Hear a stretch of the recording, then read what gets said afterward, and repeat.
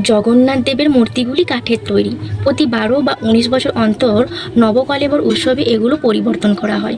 কিন্তু অদ্ভুত বিষয় হলো, পুরনো মূর্তির ব্রহ্মতত্ত্ব রাতের গোপনে নতুন মূর্তিতে স্থানান্তরিত হয়। এই পবিত্র প্রক্রিয়াটি রাতের গভীর অন্ধকারে সম্পন্ন হয়, যাতে কেউ দেখতে না পায়। ইভেন মন্দিরের পুরোহিতরাও তাদের চোখ বেঁধে এই কাজটি সম্পন্ন করে। এই ব্রহ্ম পদার্থ দেখতে কেমন সেটা কেউ জানে না। কেউ দেখে ফেললে নাকি সে জীবিত থাকে না, এটাই জনবিশ্বাস।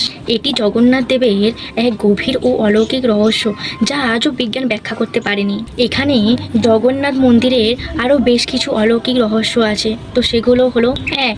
চক্ষুহীন মূর্তি তবু সর্বত্র দর্শন। জগন্নাথ দেব, বলভদ্র, সুভদ্রার মূর্তিতে সাধারণ চোখের মতো কর্ণ, নাক নেই, তবুও এমন এক আকৃতি যেন তারা আপনাকেই দেখছেন।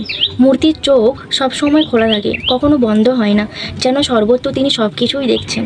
2. চক্রের অলৌকিকতা। মন্দিরের উপরে থাকা নীল চক্র ও পতাকা একটি অলৌকিক বিষয়। আপনি যেদিকেই থাকুন না কেন, নীল চক্র আপনার দিকেই তাকিয়ে আছে বলে মনে হবে, আর পতাকা সর্বদা হাওয়ার বিপরীত দিকে ওড়ে। 3. মহাপ্রসাদ রহস্য।